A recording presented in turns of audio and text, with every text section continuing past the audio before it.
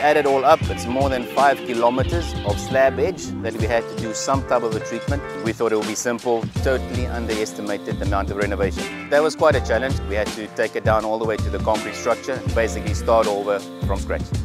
So from the 520 existing apartments, we ended up with a new development, only at 366 apartments. And everything, all the perimeter of the building, we had to raise with CMU blocks just to make sure that in the event of a hurricane or an event of emergency, all the life safety equipment, life safety means is protected up to elevation 9.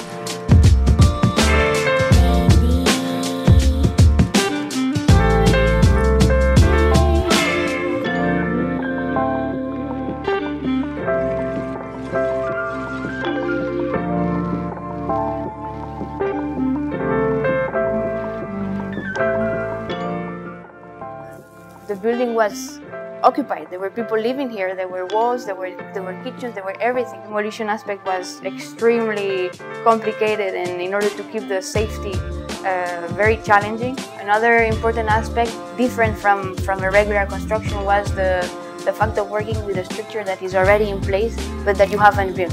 What we did was a 3D scan of the building. We removed all the partitions, all the MEPs, all the kitchens, everything that you can imagine, to just expose the structure. Created double height spaces.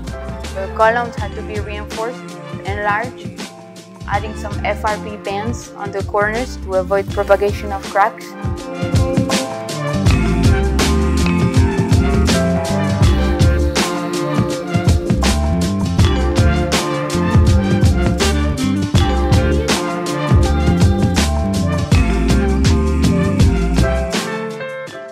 Flamingo has always been a place in the beach that people know about, but it was always a place where the residents sort of just congregated inside the gates of the Flamingo. The renovation of the Flamingo wasn't just renovations of buildings, it was the revitalization of the neighborhood and making it a spot where people can come, not just because you live here, but also because you live around here.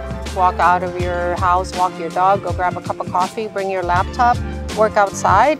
You're in the middle of it all, you know, it's a great place to be.